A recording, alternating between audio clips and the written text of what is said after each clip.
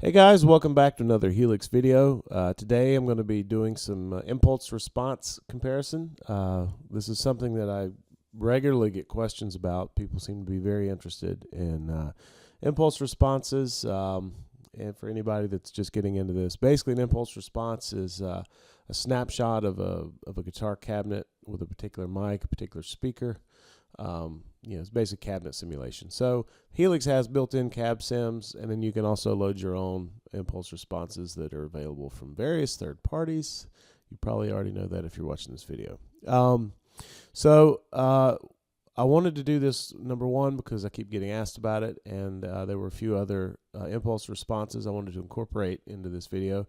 Number two, I'd done a similar style video a while back, and it was pointed out to me that I had made a mistake when I set the patch up, and the mix for the IR, or impulse response, was not set to 100%, meaning that some of the raw amp signal was getting through. So that wasn't a fair representation of what the impulse response sounded like. So wanted to make that right, and going to also throw a few more impulse responses into the mix. So just a quick word about how this is set up, and then we'll get to the audio portion. Allure V30, this is out of the new pack that Line 6 has made freely available.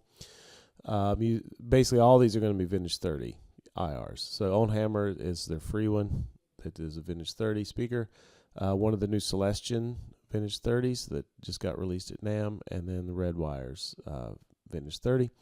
I'm using the Uber V30 cabinet from the Helix, and all the parameters are assigned per snapshot. So I try to just kind of match by ears to the best of my ability the impulse response to the Helix cabinet. So the mic's going to change, the high and low cut's going to change somewhat as we go.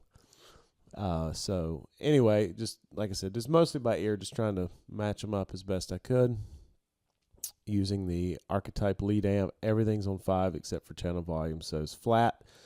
Wasn't worried about tweaking it for the best tone in the world, just wanted something pretty much basic where the sound of the impulse response can be heard and compared without worrying too much about how the amp was set up. So I'm looping a little bit of audio, some power chords using a Gibson Les Paul Standard with burst bucker pickups, bridge position, obviously.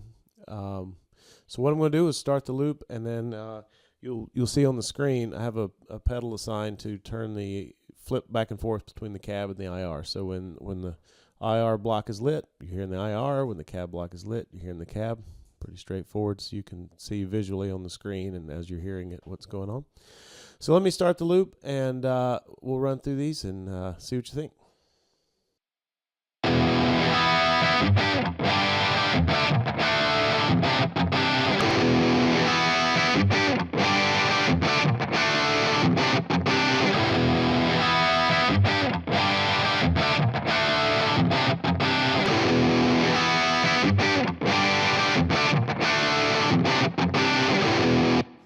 Okay, so that was the Allure V30. What I did to match that one was use a 421 dynamic mic, cut low at 100 hertz and high at 14K for that one. So that was the Allure.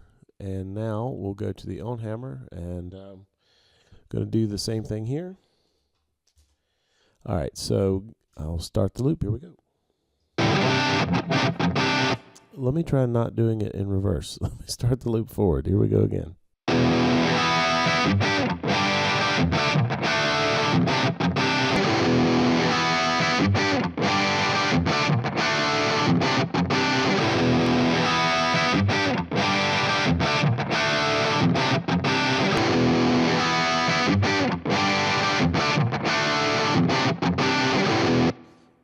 Okay, so that was the On Hammer.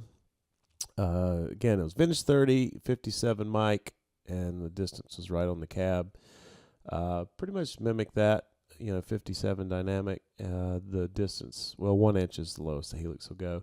100 hertz on the low cut, 18.4K on the high cut. So there's that one. This Celestion, these just came out. These are I think just at the NAMM show in January were released. So these a lot of discussion about these is going around. This is the vintage 34x12 SM57 balance center. So it's basically SM57 mic right on the middle of the speaker. SM57 here, low cut 111 hertz, 17.1K on the high cut. So let me play the loop, let you hear how it sounds.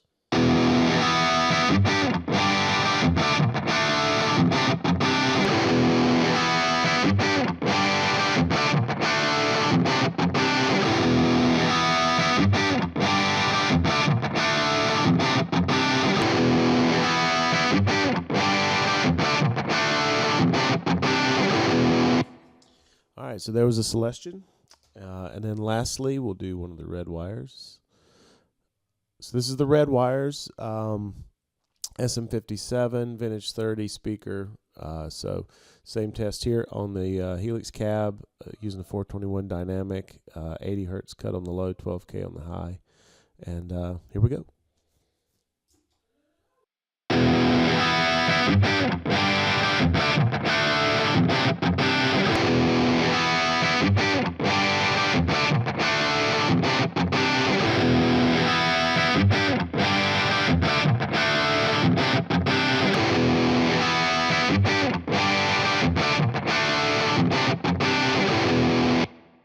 So there you go. 4 different impulse responses compared to the Helix cab.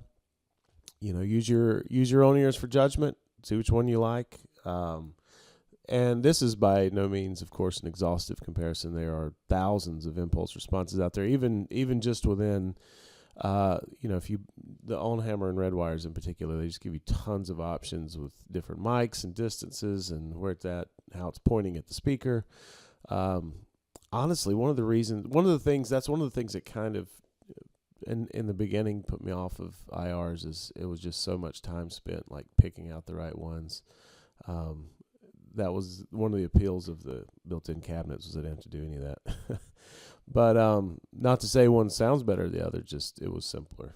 So anyway, this is just 4 impulse responses kind of matched with the Helix cab, just as something hopefully fun for you guys to check out, and then maybe answer a few questions that you guys might have about impulse responses. The only company main player that wasn't represented here, I don't have any of the 3 Sigma Audio impulse responses. I've heard great things about them. I do use their acoustic impulse response product for doing acoustic stuff, and it's phenomenal. So I'm sure their cabinets are great as well. But anyway, I hope you found this useful or informative or maybe mildly entertaining, hopefully at the very least. So please like, subscribe. If you have any questions, just put in the comments below. Any ideas for future videos, I'll be glad to take those into consideration. As always, please like, subscribe, all that good stuff. And thanks for watching. See you next time.